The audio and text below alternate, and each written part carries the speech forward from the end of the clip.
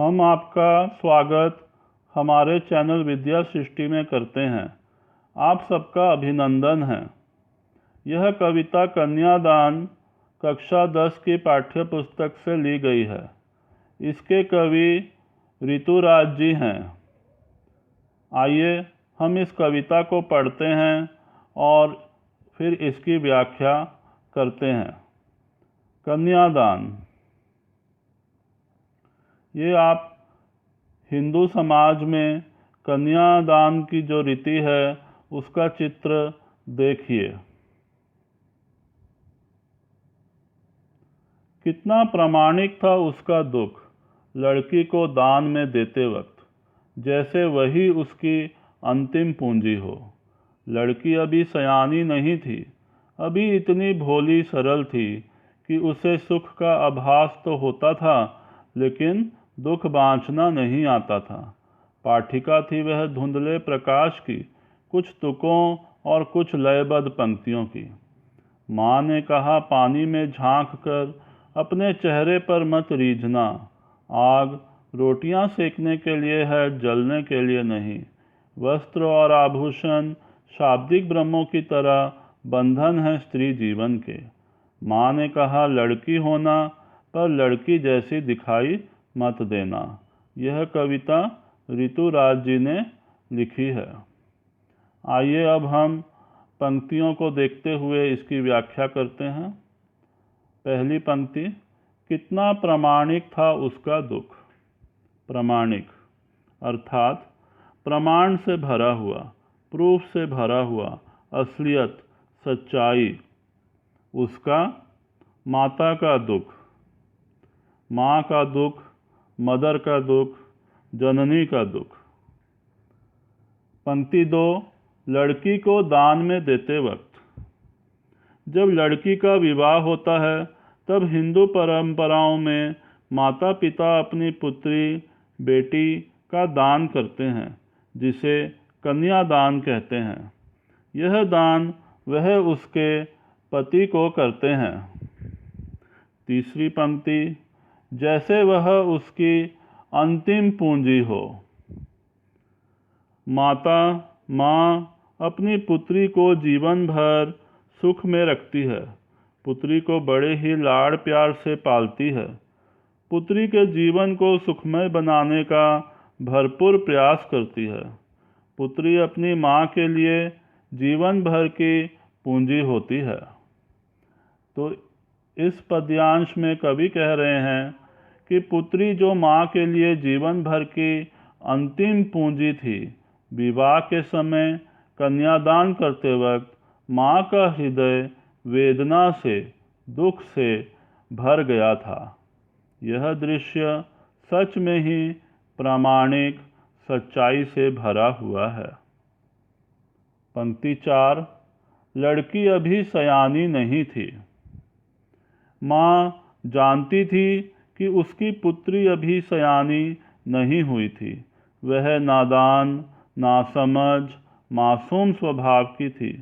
उसे रिश्तेदारों से कैसे व्यवहार करना है पता नहीं था। पंक्ति 5, अभी इतनी भोली सरल थी। उसकी बेटी भोली भाली और सरल, सिंपल स्वभाव की थी। उसे नहीं पता था कि ससुराल जाकर कैसे संबंध निभाने हैं। समाज का पुरुष प्रधान होने का ज्ञान उसे नहीं था। तौर तरीकों की समझ नहीं थी।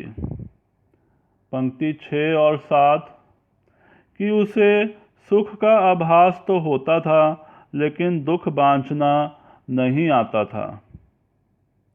पुत्री को विवाह के बाद के सुखों का एहसास तो था, पर जो अनजाने अनचाहे दुख दुर्भाग्यवश झेलने पड़ सकते हैं, उनसे वह अनजान थी। सुख की ओट में छुपे हुए दुखों की उसे पहचान नहीं थी, और ऐसे दुखों में किस तरह संयम रखकर कार्य करने हैं इसकी रत्ती भर भी जानकारी नहीं थी।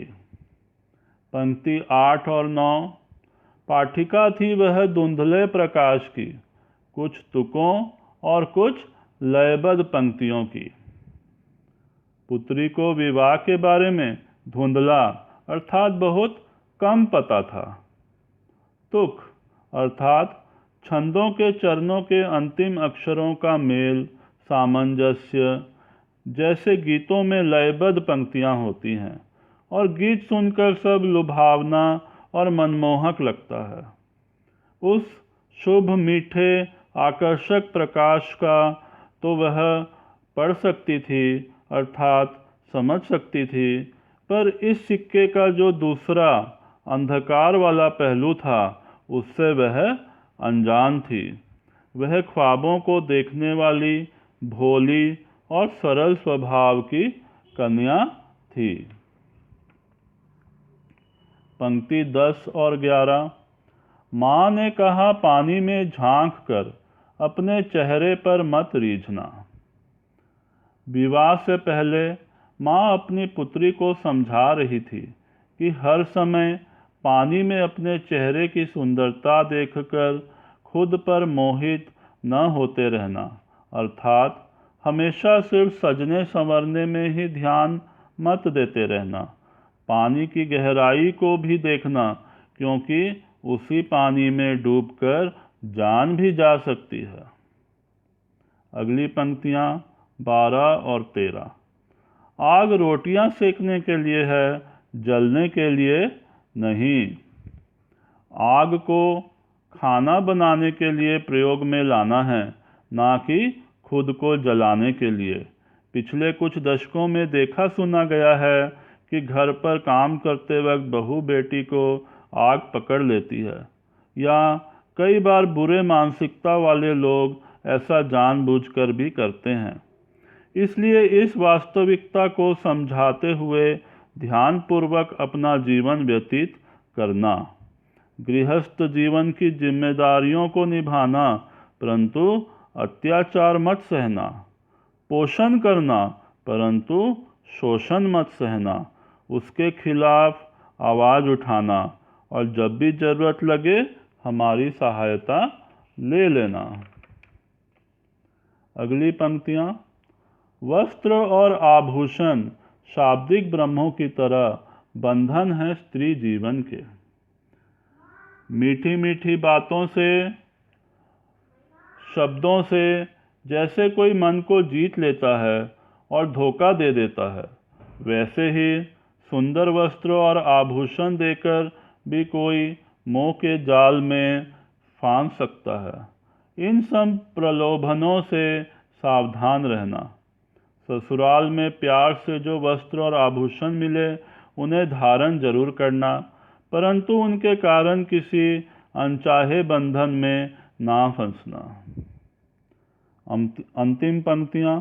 माँ ने कहा लड़की होना, पर लड़की जैसी दिखाई मत देना। माँ ने अपनी पुत्री को समझाया कि तू लड़की होने के सभी गुणों से सुशोभित रहना, सुंदर, मासूम, भोली, कोमल, सरल, संवेदनशील, पोषण करने वाली, स्नेहिल वाणी में व्यवहार करना, आस्तिक, क्षमाशील, सेवा भाव, दानशील, बुद्धिमान, कर्तव्यों का पालन पूर्ण निष्ठा से करना, परंतु साथ ही साथ सावधान रहना। अपनी कार्यनिष्ठा पूरी रखना, किसी के सामने इतना मत झुकना कि तेरी कमजोरी समझकर तुझ पर शोषण करें। तो इस तरह हम इस कविता में देखते हैं कि कवि ऋतुराज ने कन्यादान कविता के माध्यम से माता के मन की असमंजसता को दर्शाया है। पुत्री को ससुराल में किस प्रकार का व्यवहार रखना चाहिए और किन परिस्थितियों से सावधान रहना चाहिए, इसका संदेश साझा किया है। उसे माँ लक्ष्मी के रूप में घर में प्रवेश करना है एवं माँ अन्नपूर्णा की तरह सबका पोषण करना है, पर अत्याचार और शोषण से सावधान रहना है। यही थी व्याख्या इस कविता की। मुझे लगता है कि आपको मेरी वीडियो ज़रूर पसंद आई होगी। अगर आपको ये वीडियो पसंद आई है तो आप इसे लाइक ज़रूर करें और हमारे चैनल को सब्सक्राइब भी करें, ताकि आगे आने वाली वीडियोस जो कि ज़्यादातर पढ़ाई की वीडियोस होंगी आप देख सकेंगे और सीख सकेंगे। धन्यवाद।